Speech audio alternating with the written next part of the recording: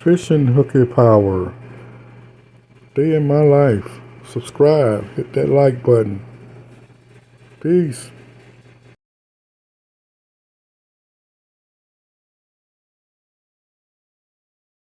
Show of hands, who has heard of or worked with RAFI in the past? I recognize a lot of y'all in the room, but it's really great seeing new faces too. We're based out of Pittsboro, North Carolina, but we work across the state, we work across the Southeast, also including the Caribbean territories, U.S. Virgin Islands and Puerto Rico. We do direct service work with farmers, helping to assist you building a strong food system in your local or regional communities, getting the assistance you need from USDA agencies like the Farm Service Agency and Natural Resource Conservation Service, as well as other organizations' resources. A lot of farmers know us for our small grant program too. So once a year we open a small funding pool for Black, Brown, and Indigenous farmers, which would allow you to install infrastructural or management practices that optimize your production. Last year we started a beginning farmer grant program. So for those of you in that 1 to 3 year beginning phase where you're really trying to establish your farm and farm business, that's a smaller amount of funding, but it can also segue to those larger infrastructure grants. This year that grant isn't going to open until probably early to mid-summer. We've been getting a lot of calls about it, so I just wanted to let you all know it's not coming out as early as it has in the past. We're just trying to fundraise as much as we can so that we can give the highest number of grants possible.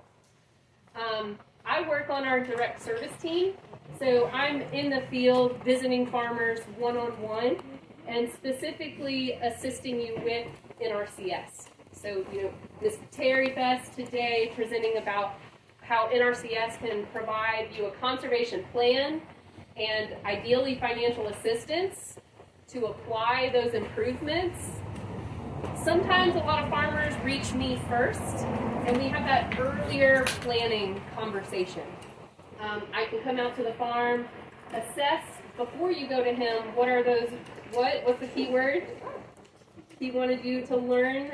The problems on your farm, what does he call them? Yes. Okay.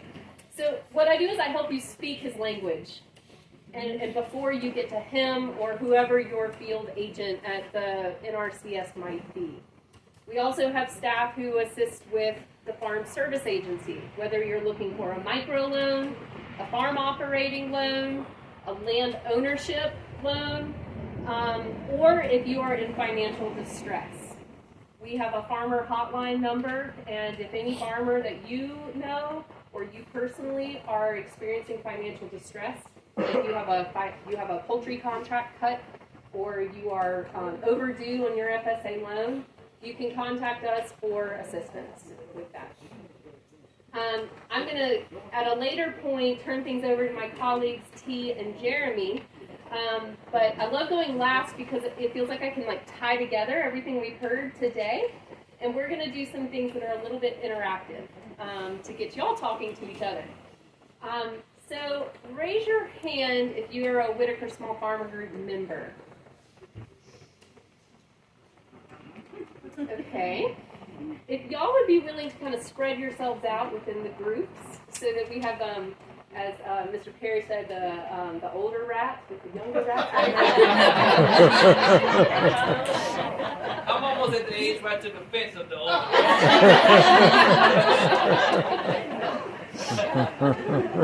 And then raise your hand if you work for a resource organization. We've seen y'all introduced. Okay, if y'all would also spread yourselves out within the groups. I believe the knowledge is here in this room, and so let's make sure we kind of spread that out as equally as we can. Okay, so what we're going to work off is a one-page piece of paper that was handed out. It says agricultural conservation. It has RAFI symbol at the top. Go ahead and pull that out. And the first thing I want you to do is quietly on your own. Let's have some time to just think to ourselves now. We've been talking at it all morning. there's three underlined phrases. You'll see sustainable agriculture, regenerative agriculture, and climate smart agriculture. I want you to just take 3 minutes to jot down the ideas that come to mind. The first things you think about when you hear each of those phrases. Just jot them down to yourself. And if you feel tempted to talk to your neighbor, we'll get to that. So right now, this is just time for you and yourself.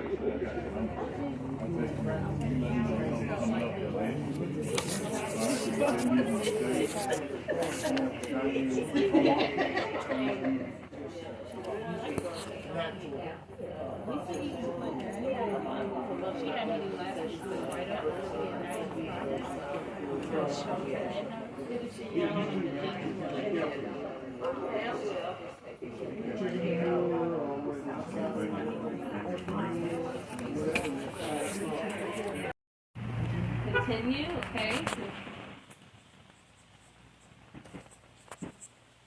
What else? Maintaining, okay. These are kind of in the same vein, right? Okay. I like, we're talking about something very specific now, a practice. Cover crops. Profitability. Thank you. Thank you for naming that.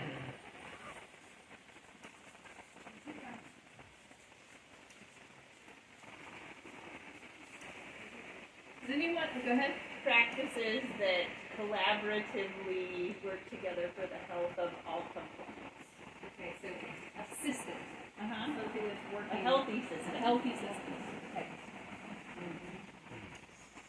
So, that healthy system could be ecological, biological, the living factors in your environment. A healthy system could be the technology on the farm or the structures working the way you just need them to. It could mean your accounts looking the way you need them to. It could also mean the people in your community are living the way you want them to. With healthy food, the resources they need to thrive as a household and as a member of the community. Let's talk about regenerative ag. What came up for you?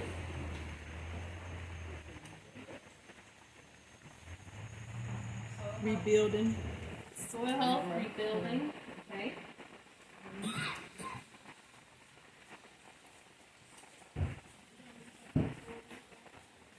What else? Old ways. Old ways, okay. Tell me more about that.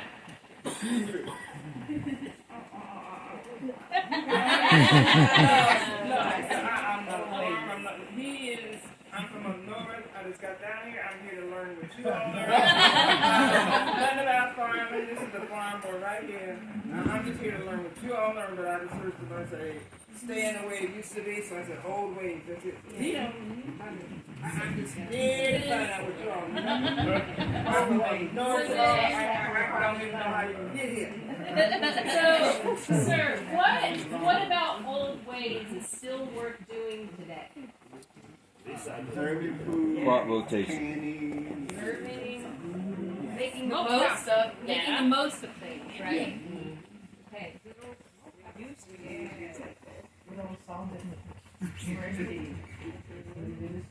Yeah.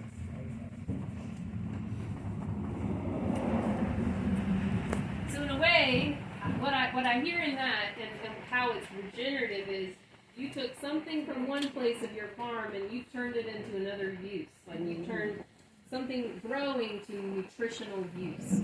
So now you are regenerating the energy you need to give back to your land, right? I got Okay. a question about that. Yeah. I spoke to a young lady, well, I call her a young lady, she's like in her 80s or 90s, but she was talking about how she had white potatoes, and they used to put a hole and put straw over and then cover it with dirt to preserve it. Would that be the same thing as regenerative? I'd say that's in this line of Practice. old ways. It's a practice and it's a homesteading practice, right? So this is where we start to hear this word regenerative at farm events and conferences, and it can mean very different things. And for folks at organizations like mine, we're actually thinking about regenerative in a more biological sense, in a more life cycle sense. So when we say regenerative, we're thinking about the ability of you to use resources from your own land or community without having to bring them from the outside. Because what's hard about bringing in compost from off your farm? What's hard about it? Cost. It costs. You know where it's coming from. We also simultaneously know we can build soil on our own, at our own farms, but it comes with its own cost. What's that cost? Work, time. When we're doing regenerative things on our farm, it's going to have a cumulative effect, right? We're not going to probably see a solution tomorrow or the next day, like if we hauled in compost from off the farm. And sometimes we have to do that too. But we're going to see a long-term cumulative benefit in our natural environment. So that's kind of what I think about when I'm using the word regenerative. But I really like how we're talking about old ways resurfacing too. And what about climate smart ag? What did y'all think about? I thought about natural resources, sun, water, Okay, natural resources. organic, biological, whatever you want to call it. Okay. Clean environment. We've had people in What was that? I said clean environment, no cows pooping in the water.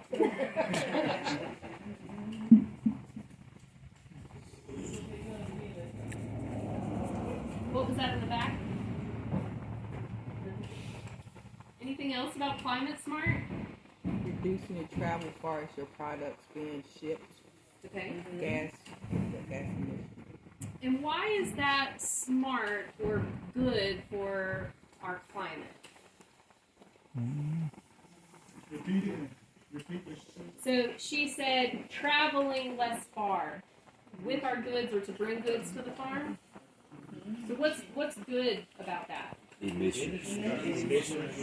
Emissions. Okay. So when we start talking about climate smart ag, again, we might be thinking kind of one thing. But when you have someone from the USDA speaking, their definition of climate smart is very particular. Okay, it's going to be related to reducing emissions, so putting less out into the atmosphere in terms of chemical or enhancements that you would usually maybe use on your farm to improve your crop or your livestock health. Okay, so it's reducing the amount of harmful things going into the atmosphere that is changing our climate slowly So over time. anything that will lower your carbon footprint. Yes. So there's a second side to climate smart, and that's being resilient or adaptive. And these would be the things that help you kind of buffer against hard times. Somebody name something that seasonally happens on the farm that is difficult to manage and it's outside your control. Snow, rain. What else? Drought. Heat. Increased temperature. So those are those external stressors that are outside of your control, right? But we can be adaptive to those if we are doing practices on our farm that are smart, climate smart. So that's kind of like the way I think about these definitions and the care I want to take when I come to spaces where we're thinking about different things and different meanings behind things.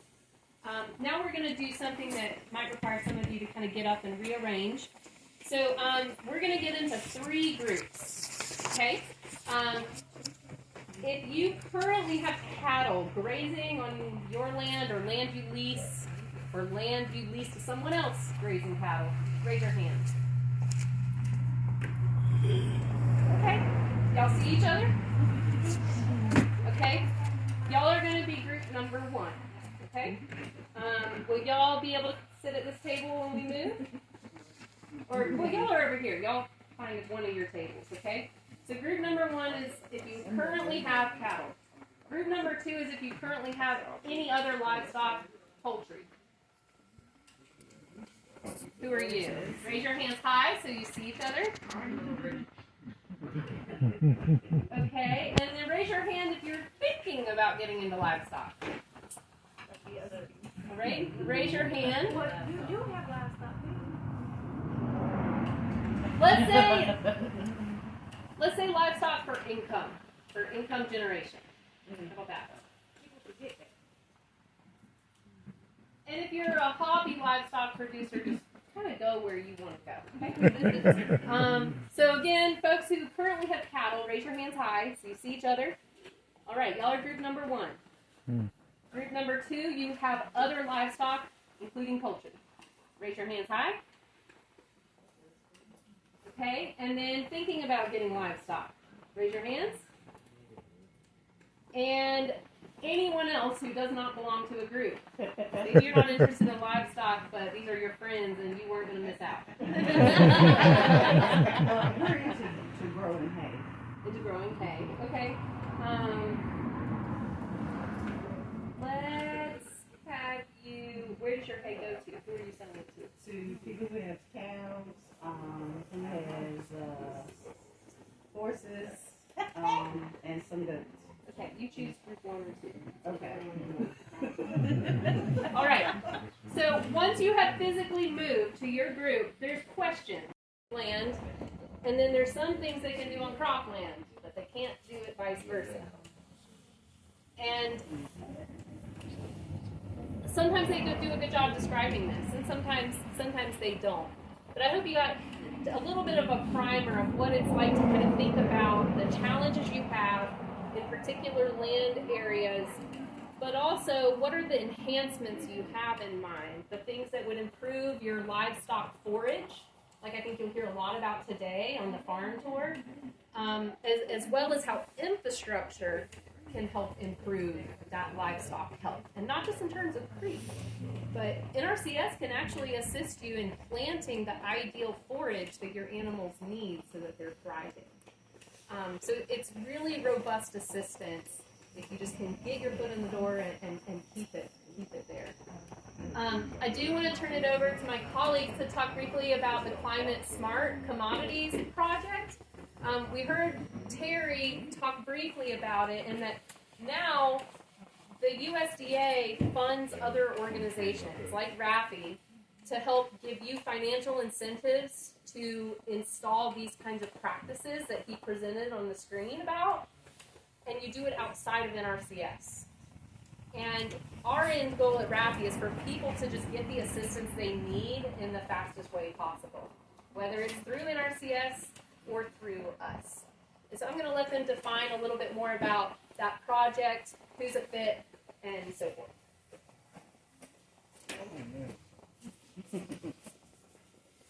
Sorry, y'all. Cold a little bit. Better get my stretch right quick. I'm ready to get my lunch, and this sausage is real good this morning. My name is Jeremy Hart. I'm the Climate Smart Technical Service Provider. As Jamie alluded to, as kind of Terry said this morning, we're doing a program called Climate Smart Regenerative Practice I gave out a little bit of information a little bit earlier. This page pretty much goes through kind of program benefits and eligibility. These two here, going a little bit more about a greener world, go to kind of just more about the certification itself, more about a greener world, more about kind of how all those things kind of tie together. As far as the program, the Farming Smart Regenerative program is a certification. It's something kind of akin to like certified organic. You guys kind of understand kind of the inner workings and stuff like that. It's kind of pretty much a similar type of process. We're going to be taking farmers and kind of trying to help them kind of be more regenerative across the board. It's a whole farm program. We're going to be taking, it's about 2 years of the process. We're doing intake now, we're doing farm visits. There's incentive money based on the program that you want to implement. We're also paying farmers to actually put together their regenerative plan. There'll be a little bit of funds for that. We're trying to kind of move incentives a little bit more further in the process, closer to before you kind of implement those things to make sure that it makes sense. I can't ask you to go do something and we're not going to pay you to 4 years later. That don't make no sense to me. I didn't ask anybody to do nothing like that. And just kind of the standpoint of just building a foundation from a whole farm standpoint. Taking the farm and trying to regenerate agriculture. Talking to Perry Best, talking to farmers that I've worked with, I kind of just think about it in that kind of way. Regenerative agriculture and Farming Smart is regenerate agriculture. It's regenerating kind of the inputs that you kind of already use, the things that everybody's already done, and taking some of those old ways and not so much changing about what kind of they do, but bringing them into this next century and taking those kind of ways and thinking about how all those things connect together and improve your farm over time. Bringing up that nutrient density like we're talking about, but maybe some of you know I haven't saw it, but taking some of those things, those old ways, and working them all together to get you a better product, to improve your soil, to improve how you want to implement those practices. So we're trying to help kind of push that process, especially for community of people that look like me. For us, it's going to be about building a foundation and just kind of working with the farmer to kind of produce that process, put together that regenerative plan, and make sure that all that maintenance is kind of maintained over the length of the certification. I think there's a book that we have to more monitoring than I'm used to, but it is very strict monitoring. It's done every year, so we're very proud of our animal welfare approved. And this is one of the few labels, and I think you have something about food labels. We hear free range, cage free. I educate people on that on my chickens. This is one of the only labels that is actually audited. Somebody just can't stick it on their package. Someone is monitoring and making sure what you say you're doing, you're doing.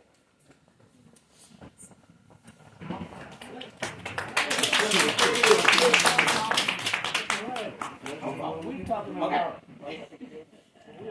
about like grass fed, and we're talking in the range of chickens or whatever. Is this like just free roaming? What I thought maybe just free grazing. I guess you have a pasture laid out. Yeah, we have 28 acres here. We have about 17 over, and we're going to be adding some additional acreage. So cage free is the chickens can be in this room, not in a cage, but this whole floor can be filled with chickens, but I can still put cage free on my lid. And free range just means I have to give it access to outdoors at least maybe an hour a day. My chickens are not, I'm not going to say they're 100% pasture based, which is why they are not animal welfare approved yet. I'm going to do that next year. My cattle and my pigs are animal welfare approved. Because I have a chicken coop that they can go in, but I leave my coop open all day long. So they can come in and out as they please. They go into roost at night. But pasture, in my opinion, Mr. Ross, I just have to make sure the expert was in here because he will correct me in a minute. Pasture, in my opinion, we rotate. They should rotating behind his cattle and his pigs is what we should be doing, and that's what I'm going to work on a mobile unit. And then I'm going to bring my chickens into animal welfare. And to piggyback off what she's talking about, I guess she was, you know how Terry mentioned this morning about the leader follower pattern? Right. We'll lead with the cows. You know, the pigs come by and cows, everyone's farmers here said cows poop. And poop is pretty much foraging grass for the most part. The pigs will root through it or whatever, get what they want to get out of it. Then the chickens will come behind them, and the chickens will scratch in the cow poop and the pig poop into the soil. And and then if we do the leader follower, each animal species are not impacted by the same parasite, so that keeps the parasite load low. And then beneficial species is when we're doing that, we should see more insects. Definitely dung beetles. Next month, I'll be out in the pastures on my knees looking for dung beetles. I'll be kicking up. I do vermicompost. I'm starting. Yeah. Vermiculture. I'll be kicking over the cow patties, and I'll be looking for dung beetles and of course worms. And we started this regenerative journey roughly 2.5 years ago, and since then, our grass, if it was growing, will be each year we pretty much double our grass that's growing. Yeah, so there's a series, I just actually watched it. It's called The Littlest Big Farm. Yeah. That was a very good, and so they have talked about it taking about 7 years to get your pasture up to where you want it that is completely sustained by everything that's on it. Oh, I'm sorry. Yeah. But I'm sorry. Go ahead. We're going to have the floor after lunch, and then we can talk more about what we're doing. But I'm pretty sure what we just discussed is right in line with what they're talking about. I'm so sorry. I got to slow her down there. 100% what she said kind of goes with our process. It's in the Southeast. We're starting our process in the Southeast. It's nationwide. On this sheet here is a QR code for the intake form. We're still doing intake forms. We're going to be doing farm visits to every farm, working with farmers one-on-one to kind of make sure that they get through the process and make sure that everything is taken care of. Kind of like I mentioned before, also, if you're already doing like regenerative practices, if there's already things that you want to think, things that you want to accomplish, if you already have regenerative goals and you're working towards those things, these are the specifically the farmers that we're looking for. Especially like I mentioned earlier, like the low rates. I hear about it all the time from aunts and uncles and grandparents, and making all those things, making the farm kind of work together as one just cohesive organism all together and being able to regenerate those things on the farm. I feel like those things kind of help, and people, as you see those things kind of pile up, as they talked about, like the nutrient density, having this healthier food, making those kind of changes or see the operation that kind of bring up kind of some of those things that are foundationally just that we've been doing for a long time, but maybe aren't so much always pushed in every type of realm. You're working to kind of make those things a little bit more regular and to kind of bring a marketing aspect on that on the back end to where people see the actual benefit of those things. I don't know I have anything to add. Yeah, I was going to just add, the two practices that we're focusing on is prescribed grazing and nutrient management. So if you are interested in those are the practices that we're going to primarily work with farmers on. So as Jeremy mentioned, we are in the screening process. So if you do scan the QR code, you may get a message back to say we're at a pause because we're working through that first group of farmers who signed up in December. But we're going to start viewing applications for the second group probably in about April. So what the process is looking like now is you'll get an email from me. So I will admit, I will send you a lot of emails. We will talk on the phone. You will teach me a lot of things. I'm new to the ag world. I did food security on the other side. We're working with food banks, but I want to understand food systems, so that's why I'm in this space. So what we will do is you fill out the interest form. We then set up a time to do a phone screening, get some information about your operations. If we feel like you are a fit, we extend the offer to you like we did Ernest, and we then move forward with getting you enrolled as a farmer. So before we have you sign any paperwork, we do give you the standards first, because we want all our farmers to make sure that they're comfortable with what we're asking them to commit to. So you review the standards. If you agree with them, we move forward, you're enrolled, and then we figure out how we get Jeremy out to your operation. So the Southeast is our priority. We do want to work with underserved farmers predominantly, because it is a really good program, and we want to make sure that those who need that opportunity to get into these markets have that opportunity. So you will work on a farm management plan with him to get the certified regenerative label from A Greener World. They'll audit, and then we will start working with you to implement your actual practice, and that's when you can get your incentive funds. He did mention a plan writing stipend too. You get that at the beginning. So once we start the plan writing piece, you will get that.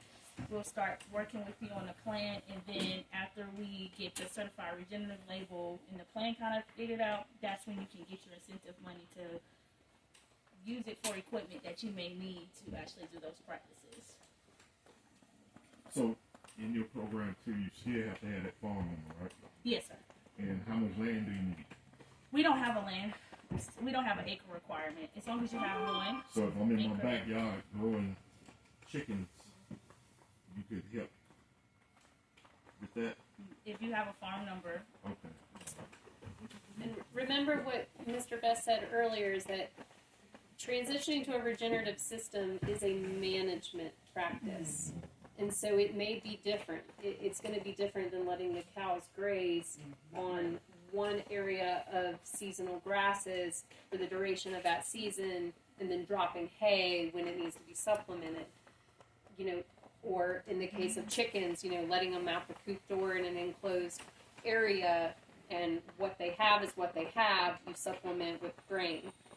The regenerative practice would mean creating a system where animals are moving and they're not staying in one place for more time than what's under them and what they're eating can grow back.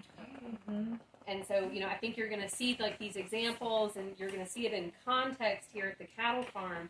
But because a lot of y'all have poultry, and there's a long-held tradition of just backyard poultry, it is new, and it's kind of daily management to go from having a chicken run to having like a mobile tractor with this electric netting, and you got to figure out a system where you're closing it off, moving them. But as we heard that example in the other county, I think it was Granville County, that there's this payoff to it. You're going to have healthier birds, which means a healthier product for your consumer. You're going to have healthier forages because everything has a chance to grow back. And like what Ernest was saying, like you break that pest cycle. So for example, like goats are going to have a pest cycle that runs for, how many, is it 7 days, parasites? So if they're dropping their poop here and then they're not returning back to that until after that parasite cycle is gone, then you're actually lessening the need for other like medical controls. So the concept of regenerative does bring out these old ways, but it's adding kind of new technology and new practices, but it costs. And if you ever get a no from Terry or another NRCS agent, one, always ask why. Ask why. And ask them to tell you exactly what it is so that you understand why they're saying no. And meanwhile, consider other projects like Climate Smart Project that are going to bypass some of the red tape and be able to help you implement a system perhaps a little sooner. Like Jamie said too, like maybe it all work together in concept. Is kind of what we're kind of shooting towards with the regenerative agriculture, with the climate smart. There's labeling help on the backside of this with a greener world. Also, that I'm sure they can speak to just the same as animal welfare. They kind of help you guys create that label for the food. And kind of like we've all kind of been explaining it in many different ways. Like putting this all together, seeing, and even being able to kind of quantify how all those things are going to fully just bring your farm business up to that next level. Even if that takes a little bit of time, even if it's one step at a time. It doesn't have to be something as crazy as doing a whole nutrient management plan. It could just be you reducing your tillage. It could just be you doing a couple of cover crops. It could just be small things here and there. And all of those things, as far as you getting those things, getting back to the old ways and working all those things together, get you back around what everybody's been talking about.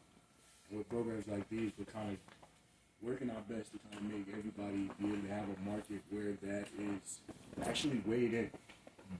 And the cost of that up front is more mitigated off of that. And when you're seeing those things, when you're putting that label on there, you can kind of rest assured a little bit more that the consumer has that education.